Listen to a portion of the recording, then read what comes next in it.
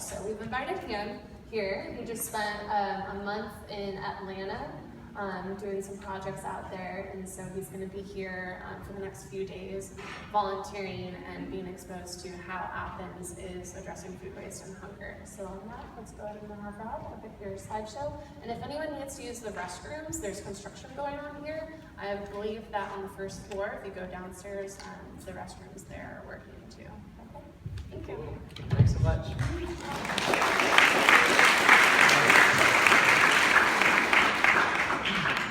Thanks everybody for coming out, and I want to give Christy another thanks for having me here. We met online about 3 or 4 months ago. She had sent me an email and I knew I was going to be coming through Georgia, so we talked about having this event, and here we are. And then also I want to thank Jennifer up here in the front. She's my host while I'm here, and we had met via Twitter like 3 months ago, and we're actually going to go out dumpster diving while I'm here. So that's what brought me to Athens. This is the clicker.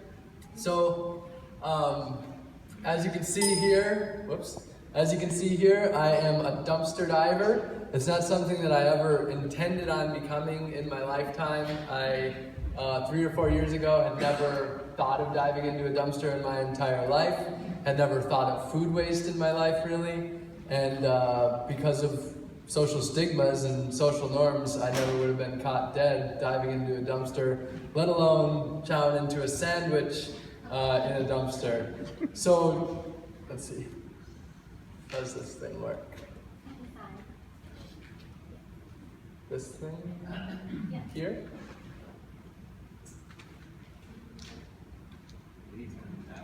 Oh, over here.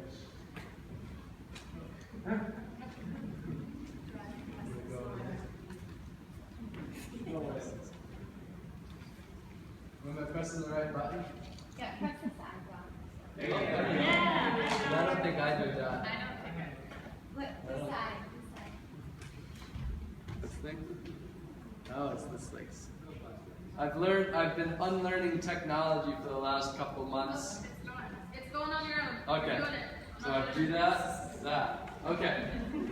I used to also be better at technology, but I've been unlearning that. So anyway, what I do is I do crazy things. I do sort of what people would consider radical things. And the idea is to grab people's attention and to get them to think about their own daily actions. So for example, one of my first...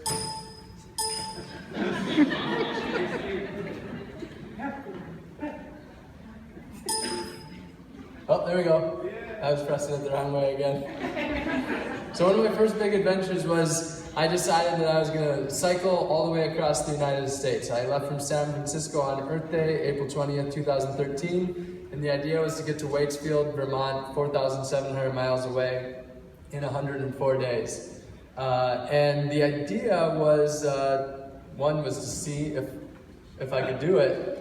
Another thing that I did recently is I lived off the grid in this 50 square foot tiny house. So 50 square feet, for those of you that don't know, it's 5 by 10, or about 6 feet long. So it was like about like this, and about 10 feet, so about 2 of me. So it was very tiny, smaller than a lot of the bathrooms or closets that I've stepped in this year, but it was about seeing how little I needed. So I was living off the grid with no electricity, just some solar panels, living off rainwater, to see if it was possible.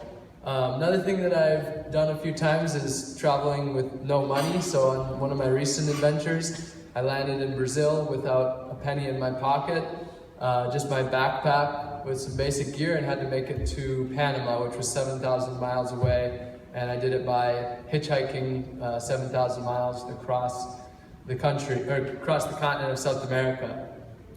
And right now I own about 100 possessions, period. This is every single possession that I own. And my girlfriend Cheryl, my girlfriend's back there, that's Cheryl. We are traveling so I auctioned that tiny house off earlier this year to build tiny houses for a tiny house community. And now this is everything, and I'm traveling the country bringing awareness to issues like this and meeting people and inspiring people to take positive actions. So again, I do these things to really get people to think about how much do I need? How many possessions do I need? How much food do I need? How much water do I really need? The average American uses 100 gallons of water per day. In some of my adventures, I use just 2 gallons of water per day. So it's about getting people to think about their actions. But what I really want to talk about today is food waste and what got me into food waste. So that first bike ride across the United States, I had never dived into a dumpster. Again, I had never thought about food waste before. But on this bike ride across the country, I had set some basic guidelines to try to live a very sustainable life, to try to live out environmentally friendliness to the extreme. So on this trip for food, the rule was I could only eat local, organic, unpackaged food. So even trying to avoid stickers, for example. But if something was in cardboard, in plastic, tinfoil, you name it, I couldn't eat it. If it wasn't from within the state I was in, I couldn't eat it. And if it wasn't pesticide, herbicide free, I couldn't eat it. That's what eventually got me into dumpster diving. The other rules was for the entire summer, I could only use natural resources of water or water that was going to waste. So this is where I bathed in a leaky fire hydrant in Brooklyn, for example. For energy, I couldn't use any electricity for the entire summer unless I created it with my little solar panels that I carried with me. So for the summer, I wouldn't even be able to touch this thing because I didn't create the electricity. And for the entire summer, every single piece of trash that I created, I had to carry all the way across the country with me. So if I had a candy bar in San Francisco, that wrapper was staying with me all the way until Vermont.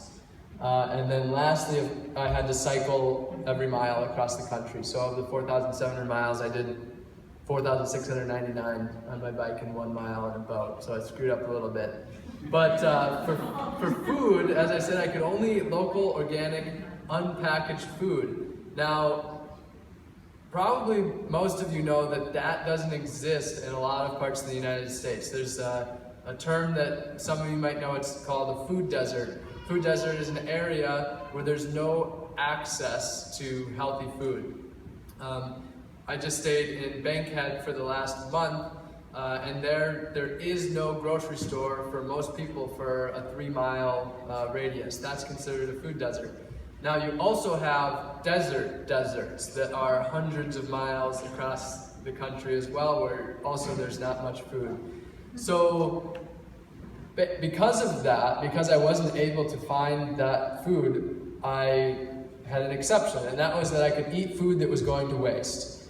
And theoretically, I knew that food was going to waste, but I never had really looked into it before. This is the first dumpster that I ever dove into in my entire life. So this is crossing the Sierra Nevada mountains 3 years ago.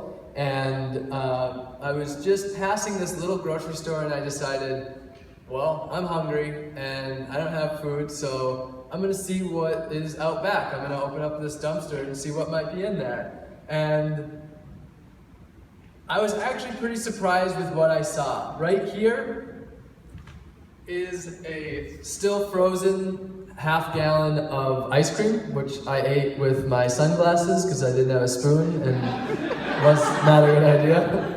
I ate about 3/4 of it and my partner ate another 1/4 of it. You've got a misshapen melon in my left hand and then some silk yogurt in my right hand. So that was the first dumpster that I ever dove into. And it was exciting. I mean, the ice cream was delicious. This was back when I was an ice cream monger and, you know, I ate ice cream every moment I could get. But really, it just got me thinking. And so in each city that I passed through, I always figured, well, I might as well check to see what's in the dumpster. First of all, after a short period of time, most cities that I went to, when I would check the grocery store, there was nothing that I could purchase anyway. So pretty quickly, I just stopped going inside grocery stores and just looking in the dumpsters instead. So what I found is that dumpster after dumpster after dumpster is filled to the brim with perfectly good food.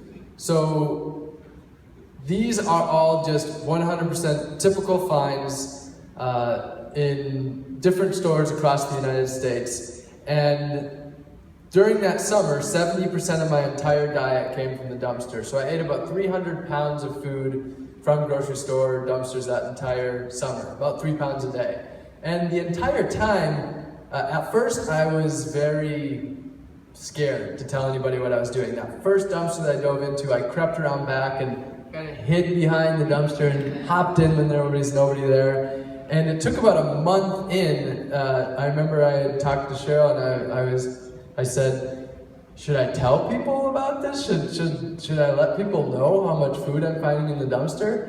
And at first I would write in my blogs, I would say, well, I was crossing the mountain, I found a magical loaf of bread, and I wouldn't say where it came from. But at some point, I really wasn't able to hold it in anymore, and because one, I don't like lying, and two, because I just couldn't not tell people about this. So this is, for example, one dumpster score on that bike ride across the country. This is in Holdridge, Nebraska. And this was on Memorial Day weekend. This is just what I pulled out in about 5 or 10 minutes. I left here with a very, very bulging and sore stomach from eating way more food than I possibly could. That was one of the problems on this bike trip, was it was so hard to not try to eat everything. And as you can see, it's way more food than you can possibly eat. So this was I did this for about a year, showing people how much food was wasted by dumpster diving. But the thing was, I really wanted to be able to show people how much food is being wasted. I knew that I couldn't take everybody to the dumpsters with me. First of all, most people don't want to go to the dumpsters with me. But more importantly, it just wouldn't be possible. So on my second bike ride across the country, I was riding with my friend Dane, and we were just thinking, how can we show people this? How can we get people to wrap their heads around how big of an issue this is, where I'm seeing this in all the cities across the United States? So it was around that time when I started to actually do some research after a while. And I learned that we waste $165 billion worth of food per year. So big number. But again, it's very hard to wrap your head around that number. What is that? To put it into perspective a little bit, that's more than the budgets for America's national parks, every national park, all of the public libraries, all the federal prisons, the FBI, and the FDA, and Veterans Healthcare combined. So it is a giant number. But still, a lot of people just don't think in numbers. So we came up with the Food Waste Fiasco. So in cities across the country, I would go out dumpster diving, and this time I needed someone who had a car to help me, because I couldn't just carry this all on my bike. So I would find a volunteer. My friend Dane is up on the left, and we borrowed his mom's car in Madison, Wisconsin. And this is what we pulled together in just 2 days of dumpster diving casually across Madison, which is a similar place to Athens, I think bigger. The population is 250,000, but it's a college town. Similar to this. So this was Madison, Wisconsin. My next stop was Chicago, Illinois. So this was a few days later, and the perimeter of this little demonstration, this is the Food Waste Fiasco, that's where tonight's event name came from. That is 104 frozen pizzas around the perimeter, to show you how much food that is. And it is about the length of all of these chairs across. So $3,000 worth of food or so, and this is 1 or 2 days of dumpster diving. My next stop was Detroit, Michigan. So this was about a week later, and it was 7 a.m. on a Sunday. I woke up and I had a demonstration planned for 5 p.m. that night. So I had 10 hours to try to pull together an event. And I was worried. The thing is, even if you're a planner, dumpster diving can't be planned that much for these types of events, because you got to go get the food, and it still has to be fresh, and you have to put it together. So when I woke up at 7 in the morning, I was nervous that I wouldn't be able to pull it off. And by this time, there was a lot of media coverage around it. So there was going to be a handful of media outlets waiting there, and I told them there would be lots of food for them to take pictures of and put on the news. So at 7 a.m., I was picked up, and this is the food I had at 9 a.m. So this was 2 hours of dumpster diving in Detroit, Michigan. My next stop was Cleveland, Ohio, and this is 7 hours of dumpster diving on Friday night. My next stop after that was Lancaster, Pennsylvania. So Lancaster was a town that I was also a little bit worried about whether I'd be able to pull it off. Reason being is it's more of a rural area rather than the big cities I had just passed through. When I got there that night, there was about 8 people waiting to go out dumpster diving with 2 cars, and this is 10 dumpsters, 10 grocery store dumpsters worth of food. Enough bananas to feed everybody in this room and take home enough to make banana ice cream and enjoy it for a week, probably for everybody in this room. The next stop after that was Philadelphia, Pennsylvania. So I arrived in Philadelphia at 9 o'clock p.m., was out dumpster diving at 10 o'clock, an hour later, and by 1 a.m. was sound asleep with all of this food in the basement of where I was staying. So this is about 3 hours worth of work as far as dumpster diving. You'll see the perimeter here is bottled water. So I've dived today into about 2,000 dumpsters in about 28 states across the country. And still today I'm blown away by what I find time after time after time again. I haven't been out in Athens yet, will be this week, and we'll probably let you know what I find. But in Atlanta, also was blown away. Bottled water, the reason that happens is, say you have a 24-pack of bottled water at CVS and one springs a leak. Well, they don't sell 23 packs of bottled water, so they throw it away. The next stop after that was New York City. So I got to go out with the freegans there. Anyone ever heard the term freegan? Yeah? So freegans are basically the combination of the word free and vegan. A lot of people think of, when they think of freegans, they think of dumpster diving, but it's more about anti-consumerism in general, not wasting anything, not just food. But they took me out dumpster diving in New York City, and this is the demonstration that we put on. My next stop after this was Burlington, Vermont. And Burlington, Vermont is one of the top 3 most environmentally friendly cities in the United States. So I was worried that I would not be able to pull it off there. I mean, if Burlington is wasting food, then surely everybody's wasting food. And this is what me and a couple students at the campus managed to pull together in a night. So basically what I saw by doing these demonstrations across the country is that this is happening in every city, almost every day across America. And people always ask me, you know, what's it like here when I'm in Miami or Orlando or Athens? They always say, how do we compare? And the only thing I can really say is that pretty much everywhere across the United States is just wasting a ton of food. If there's a lot of food there, there's a lot of food being wasted. So this is San Diego, California. This is a city, its nickname is America's Finest City. It is a pretty fine city, but in America's Finest City, 1 in 4 children are food insecure. So take a quarter of this room, and that would be all food insecure children if we were all children, which we're not. But so this is San Diego, California. This is Miami. Cheryl and I just did this early on this tour that we're on right now. So this was 7 hours of dumpster diving in Miami, and look how little we look. There is just that much food. And then this is Orlando, Florida, which was about a month ago. So during this time, I learned that food waste is a huge environmental issue, and that's really what got me the most passionate. And I actually learned that food waste is one of the most pressing environmental issues of our time. The reason being is when we waste food, we don't just waste the food that you see.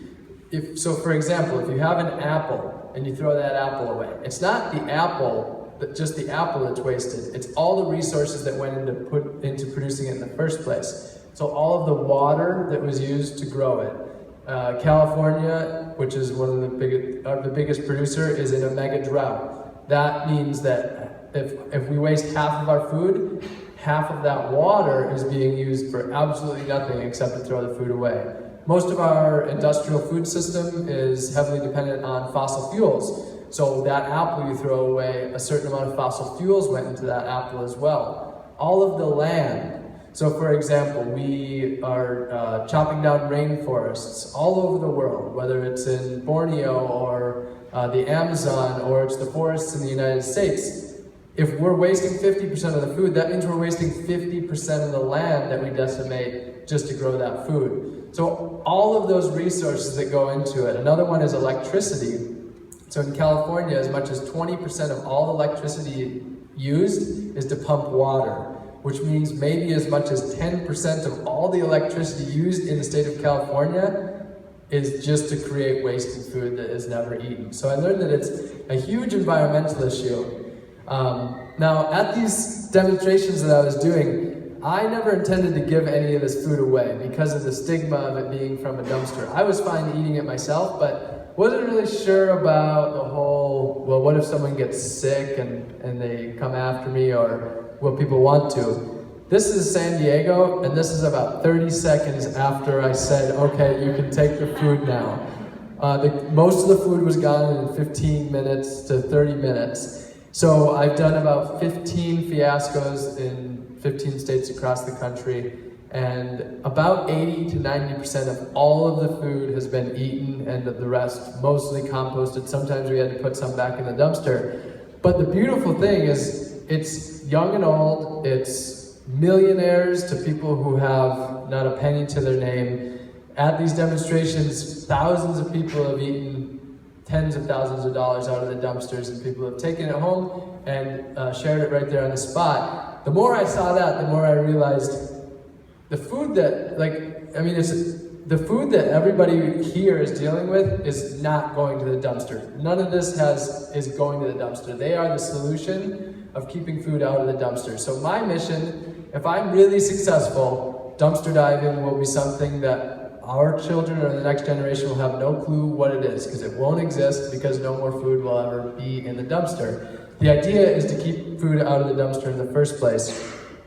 And then for me, it really started with an environmental issue, but then I tied together the humanitarian aspect as well. In the United States, 1 in 7 Americans are food insecure. Food insecurity simply means they don't always know where their next meal is going to be coming from. We don't have starvation in the United States. That's something that's wonderful about this country, is that there's not a single case of starving to death on record in the United States. That's great. But we do have 49 million Americans who are sometimes worried about where their next meal is coming from.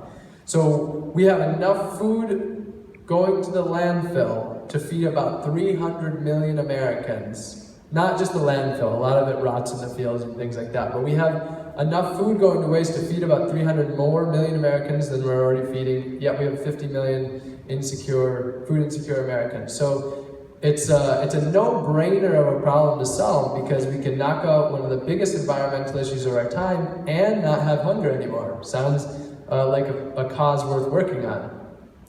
So all of what you just saw was food waste at grocery stores. And for 2 years, I was seeing all of this and thinking, man, there's so much food going to waste. I mean, you saw it all. That's how much food is going to waste every single day at grocery stores. But then I learned that I had only seen the tip of the food waste iceberg.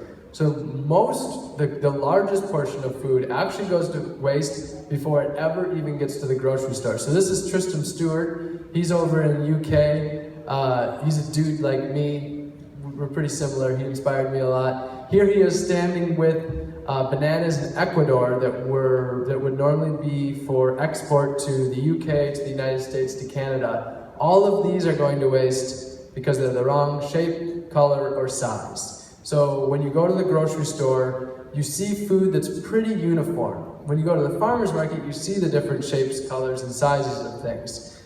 But when you go to the grocery store, typically a peach, for example, will be, for example, between 0.4 and 0.7 pounds about. They have a pretty precise range. But peaches don't grow that way. Potatoes as well. Someone brought it up, but sweet potatoes might come out this big, the size of your palm, or they may come out to be 2 pounds. But grocery stores don't do that. So all of this food waste that's happening at farms, you would think maybe it's the farmer's fault. But what I learned is that most of this comes down to the practices of the grocery stores. So this right here is a typical occurrence at a farm in England. This is all cauliflowers that are being wasted either because they're too large or because they're the wrong tint, the wrong shade. So if the cauliflower gets too much shade, then it'll turn a slight yellow or a slight pink. But when you go to the grocery store, you see white cauliflower. They're uniformly white, unless you get the beautiful yellow ones, which are a whole different story.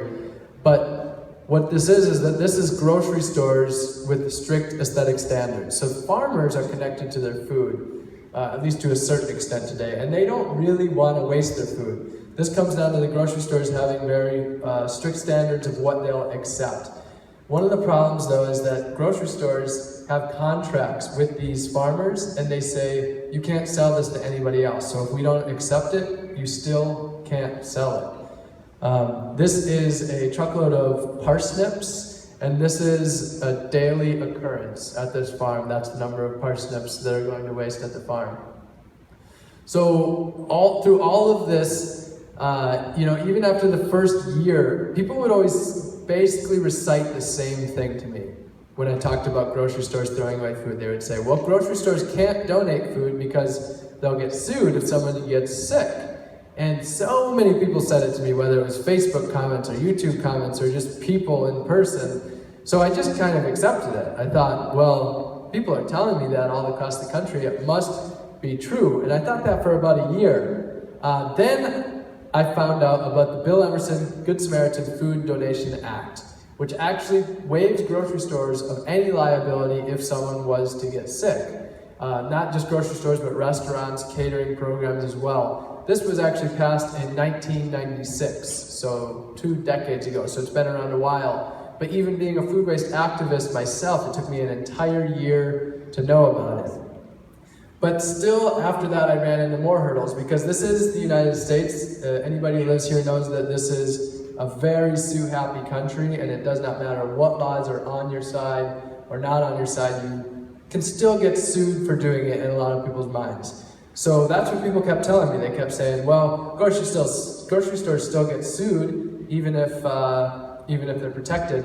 And then I found out about a University of Arkansas School of Law study from 2013 that shows that not a single grocery store, restaurant, catering program has ever been sued in the history of food donation. So it brought me back to this time when I was younger, and I remember driving down the interstate and sticking my arm out the window, and someone saying, one time a kid stuck his arm out the window and a semi knocked his arm off. And that stuck with me for decades. The truth is, that probably never happened. That's probably a story that someone said, or it happened to one person one time. And what happens is a lot of people hear that and it just becomes a story that's told around. And that is an example here, because not a single store has ever been sued. When in a survey of why grocery stores don't donate, 51% of the answers are that they fear liability. So that comes down to either that they don't know about this information, which means there's a lot more awareness that still needs to be spread, or they use that information as a scapegoat. Because when someone says that, it's very easy to say, oh, okay, there's nothing we can do about it.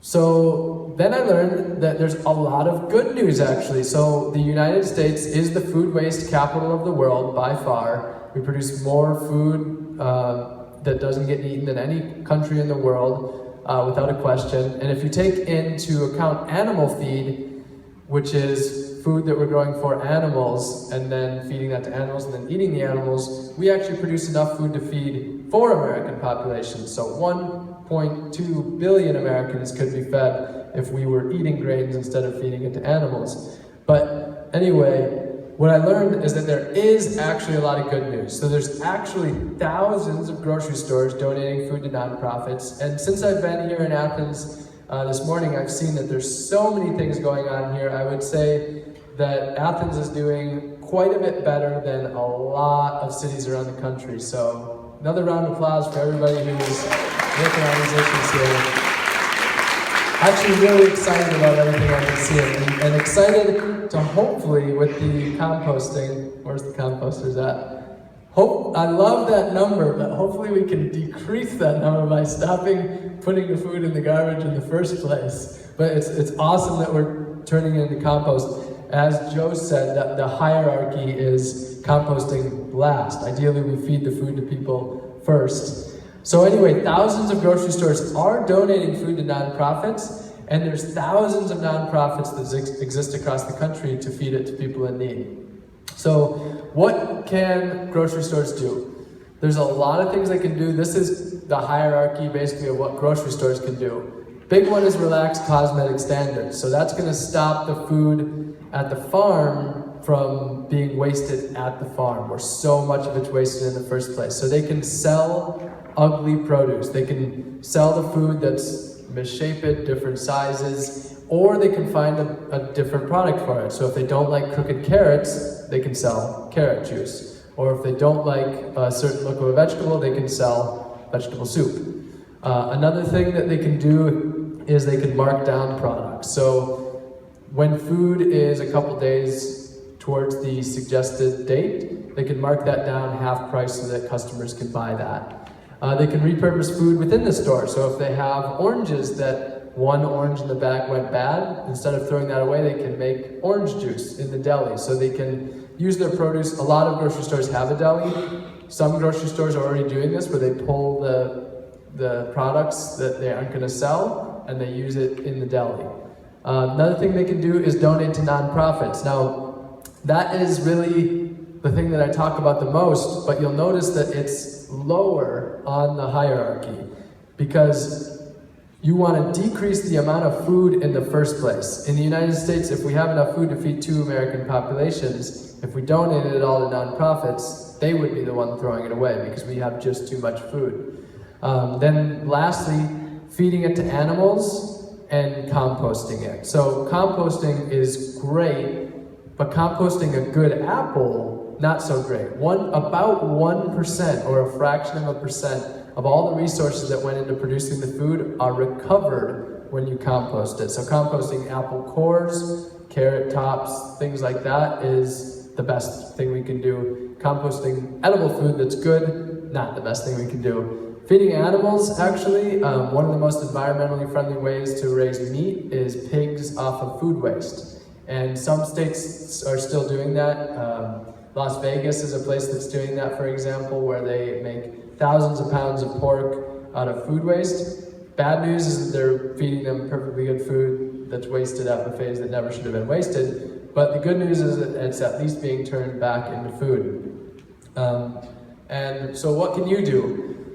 There's a lot of different things you can do. One is you can demand ugly produce. So talk to your grocery store and say, hey, we want those crooked carrots and those misshapen apples and those wonky corn on the cobs. Another thing you can do is you can ask grocery stores to donate, not dump. So this information right here, amazingly enough, a lot of grocery store managers just don't know it. It's not in their job description to know about food waste necessarily, and it's built into the profit margins to have some waste. So simply having a conversation with the grocery store, knowing who in the community can actually go and pick that food up. Imagine you can have one conversation with a grocery store manager and literally hundreds of people could be being fed week after week after week because of that conversation you had. So you can talk to them by going in, and that's one of the greatest ways, face to face. It's hard for a manager to not listen to you when they see that you're in their store. Tweeting, emailing, Facebook, also great, but that personal conversation is the best way to connect.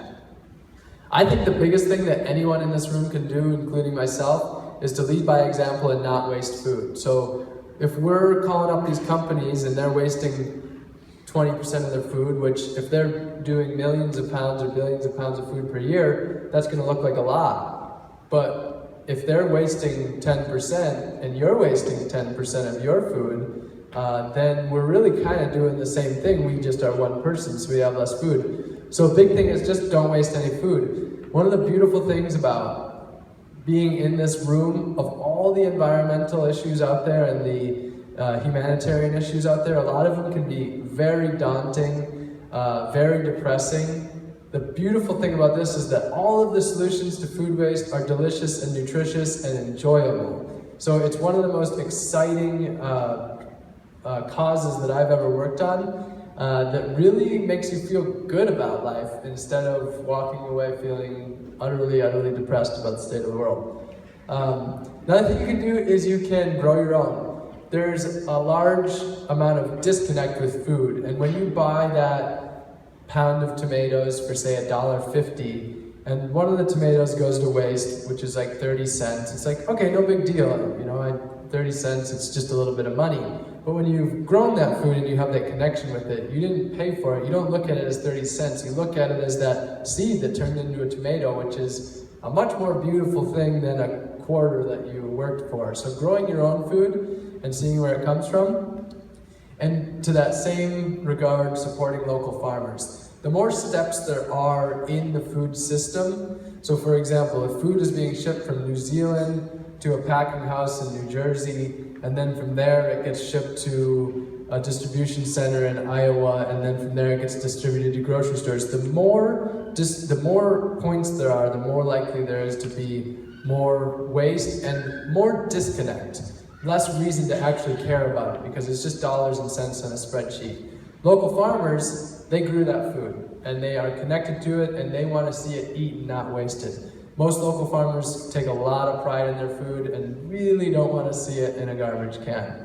Another thing is, as individuals, feeding animals and composting. Backyard chickens are a great way to deal with it. Raising pigs is another way if you eat meat. And then volunteering, just volunteering with all of the organizations that are here. Not only is it a great way to support them, but by going there, you surround yourself with like-minded people, and I believe that you are your surroundings. So the more time you spend with people who are doing positive things to create positive change in the community, the more likely you are to spend a lot more time doing it. So, my big call to action is asking grocery stores to donate, not dump, but really what it comes down to is whatever you feel most passionate about, whether it's food waste or plastic waste or hunger or animal agriculture or cycling, composting, whatever you feel the most passionate about, that's where your time is best spent, because when you're doing something that's not really that enjoyable, good chance you'll get burnt out. So find the cause that you feel really passionate about and want to do, and that's where you're going to affect the most positive change. So thanks for having me and for putting this event on, and we've got time for questions too, so yeah. Anyone have any questions about anything at all? It can be food waste, or it can be anything that we went over, or anything that you have in mind whatsoever. So when you started dumpster diving, was there ever a case in which someone from the grocery store came out and was like, "What are you doing, man?" Like they were confused or kind of shocked? So her question was, when I started dumpster diving, has there been any situations where employees or managers have come out and found me in the dumpster? So I've been in about 2,000 dumpsters across the United States, so I've had no shortage of run-ins or meetups with the employees or the managers, or a couple of times the police. That usually goes pretty well for me, because the most important thing, now again, my message isn't to go dumpster diving. My message is, let's not put the food in the dumpster in the first place. However, if you want to really, a couple of things. One, see the problem. Dumpster diving is a great way to do it. Two, maybe shock yourself and kind of get yourself a little riled up and be like, man, what's all this in the dumpster for? Dumpster diving is a great way to motivate yourself to be a part of the solution. Also, if you want to eat food for free, as you saw, there's a lot of perfectly good food. So anyway, I just wanted to say my message isn't to dumpster dive, but if you want to dumpster dive, definitely go for it. But as far as run-ins, so it ranges. You have managers that come out and you tell them what you're doing. Usually I'll say, hi, it ranges. Some days I say, hi, I'm surveying the food waste in dumpsters across the United States, and that will confuse them a lot because I'm not wearing a suit or anything like that. Sometimes I'll just say, hey, I'm just grabbing a snack, don't mind me. That confuses them. One time I was having a hankering for some ice cream. And as you saw, I pulled that off before, and I was in a Dairy Queen dumpster. This was 3 years ago, and trying to see if I could find a thrown out Blizzard. And sure enough, there was some in there still frozen because there's so much ice cream wasted. A guy walks up behind me and says, "Hello, can I help you?" And I say, "Sure, I'm looking for some ice cream." And he stands there pretty confused, and he goes inside, comes out, brings me an ice cream cone. And I'm like, "I'm sorry, man, I can't take that, I'm only eating dumpster food." It was a little awkward. Then I went to shake his hand and said, "No." And then I've had the police come a couple of times. The one time the police came in Iowa, they became my friends on Facebook within 2 hours, and their page was then sharing my dumpster diving exploits across the country because I got a picture of them on a news story in Madison. So what I will say is I am lucky because I am, one, fluent in speaking about what I'm doing, so I'm able to tell them what I'm doing and be courteous and kind. Two, I'm a young white guy with a nice smile, and if I was black or homeless, there's a good chance I would be in jail right now. I've gone out dumpster diving with people in very low income areas. I was in Inglewood, Chicago, and I can't tell you how afraid the people that was with me, that they were just worried that if someone came out, they would literally just shoot them. So for me, I'm blessed to be able to do this, and it certainly would be more challenging for people that aren't. But I have a thing where if anyone gets arrested for dumpster diving in the United States, that I will cover the fines, get them out of jail, and bring attention to it. So I'm trying to be a part of that as well for anybody who chooses to dumpster dive and raise awareness about it. So if any of you ever go dumpster dive and get arrested, just send me an email and you're good to go. Yeah?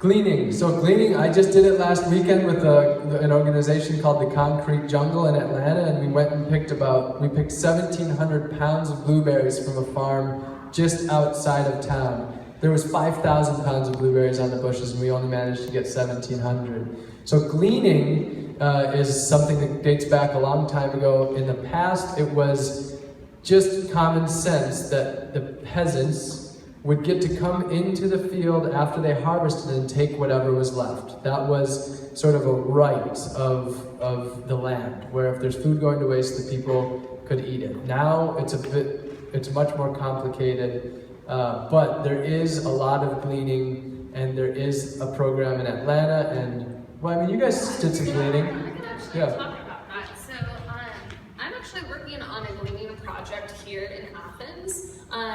The food that we ate today was, I guess it could be considered gleaning. We didn't go to the fields, but we got it at the farmer's market. So in doing that, we've maintained really great connections with our farmers, and so we've actually been invited to go to their farms and help them with that process too. So just since the last 3 weeks, I have been able to glean 300 pounds of tomatoes. And that has gone up to about an average of about 50 seniors each week. So, there's opportunities to do that here in Athens, and we can get you connected to those right type of organizations who would be thrilled to have that. We have this local produce that, again, has had all that energy put into it, all of that water, all of the manpower, woman power for that, and it would just be wasted, and I see at the Council on Aging how it benefits that community. So there's definitely gleaning efforts going on. And just like you're saying, surround yourself with like-minded people, and being here and having these conversations are a part of that too. So volunteering is also gleaning. Terry talked about how they have gleaning efforts at U Garden, so the volunteers are able to get that as well too. So there's lots of resources even for individuals who may even be food insecure themselves, and to be able to provide efforts and help to the community through volunteering, and they're able to get that assistance as well too. Yeah, gleaning is the best way to get fresh produce. So, other questions? Did you have one back there?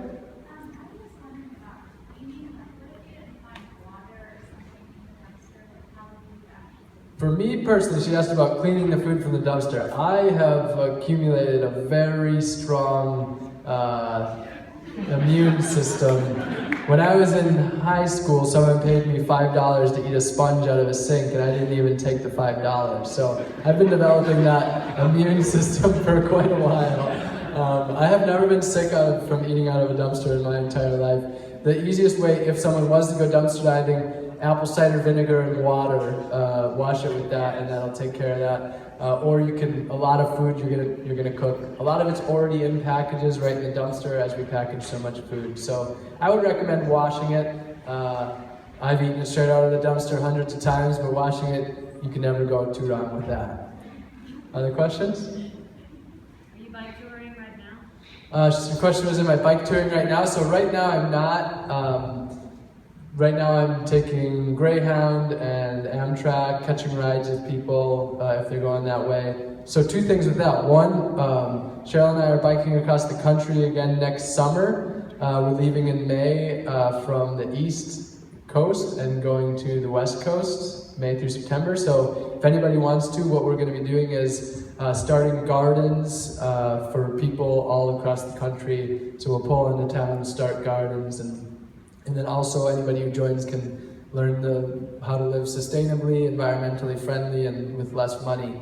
So you can join on that. Secondly, if anybody is heading towards Wilmington, North Carolina later this week, or anywhere near that, let me know. Send me a message. I need a ride. There's no good bus between here and there. It takes 16 hours by Greyhound, and it's $110. So, other questions?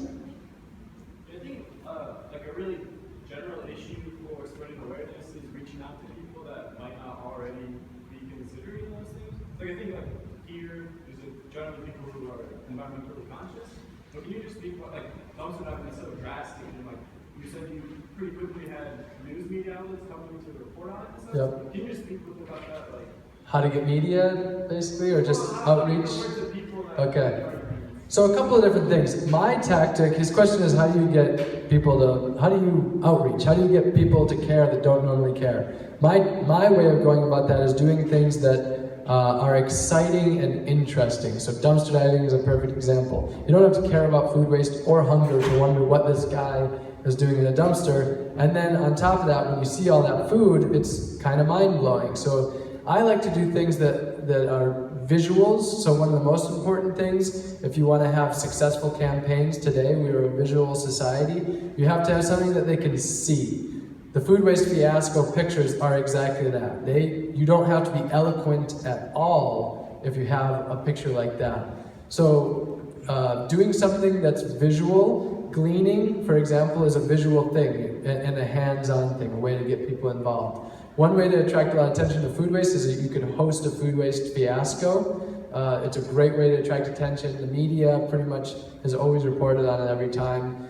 As far as getting media, my strategy is to call them and tell them what I'm doing, or email them. Just if the media doesn't know, they can't come out. So that was, for me, the first time I ever got them to report on anything I was doing. I just called, and sure enough, they came out. And then once you have your program, the more success you've had with that, and you have a media page that shows it, the easier it becomes, because they see that it's a story that's successful and it's been told. So the other thing is just being, whatever you're doing, keep it genuine and keep it real. People today are really attracted, in my opinion, to causes where it's like they're not selling you anything. It's just a real thing. It's real genuine. So those would be my top tips for getting people involved, and have fun with it. Especially with youth, you want to make it enjoyable, and that's going to keep people coming out and get new people coming out, because if it's boring and it's work, they're a lot less likely to do it. So figure out ways to make it fun and engaging, and make it community oriented. So it's like, let's get together and do something. First, I appreciate you sharing what you've learned, but so I'd like to hear more what you said at the beginning, that you've been learning technology. Well, yeah. So one of my things personally, for me, see you guys. See ya. For me so my mission in life is to dedicate as much time as I have to things that matter, and spend as little time on total time wasters. For me, paying bills is an example of a time waster. Making money to pay my own bills, to meet my individual need, is not my best time spent on earth when I could instead be doing something that's beneficial to the people around me, to my community, and to the earth as a whole. So his question was, with unlearning electronics, I, over the last years, have gotten my life down to not having a single bill or debt to my name. My cell phone bill was the last one to go. I just instead use Wi-Fi wherever I go. I have a computer and an iPod, and that's about it. Headlamp. So I've been decreasing the amount of time I spend on those sorts of things in order to be able to, there's so many time wasters, so many distractors. I remember when I had a surround sound, the number of times I wasted trying to fix that thing and get it working, or the DVD player. So I found that the less of those things that I have, the more I'm able to focus on things that I find to be more important. And the less of those things I have, also the less money I need to make, which means for a lot of people the limiting factor is I can't dedicate my life to a cause that I want because I have to pay the bills. And so for me, my strategy has been the less bills you have, you can bypass all that and do what you actually want to do by simplifying your life. Any other questions? What's the craziest thing you found in the dumpster? Should we make this the last one? Okay. Craziest thing I found in a dumpster. Well, I don't want to end this on a bad note. Well, there was a raccoon encounter one time, and this has a happy ending. So I opened up this dumpster, completely empty, not a single thing inside of it, except one raccoon. And I look at him, and just looks at me straight in the eyes, and we stare at each other for like 3 minutes, like the most deeply connected animal stare I've ever had in my entire life. And we're just staring at each other, and like, my first thought is, do I call animal control so they can get it out of there? And then I thought, no, that's a waste of resources. They're gonna drive all this, they're gonna use all this gas and taxpayer dollars to come out and just get this raccoon out. So I go to my bike, I get some dumpster bread, throw it in there, and he grabs it and starts munching on it. Then I go and get a pallet, set the pallet inside, so a ladder, so he can climb out. And then I come back 15 minutes later, he's gone, take the pallet out, put it back. So that was the most boggling thing, because the question is, how the heck did the raccoon get in there? There was no walls for it to climb up, and dumpsters are well designed to keep pests out. That's why they have this vertical wall.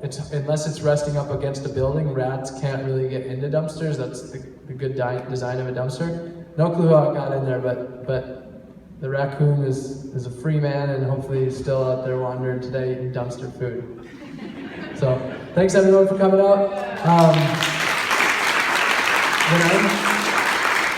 The volunteering that I'm doing on Wednesday, cooking, can people come to that one? Yeah, so you're going to be, tomorrow's Tuesday, so Rob will be at the produce stand, which is at the Athens Community Council on Aging. It's on Hull and Hoyt, near downtown. Our produce stand is every Tuesday from 11 till 2, so you guys are welcome to come eat some fresh veggies and hang out with Rob. And then Wednesday morning at 9:30. I'll probably only be there from like 11 to 12 tomorrow, so get there earlier. Okay.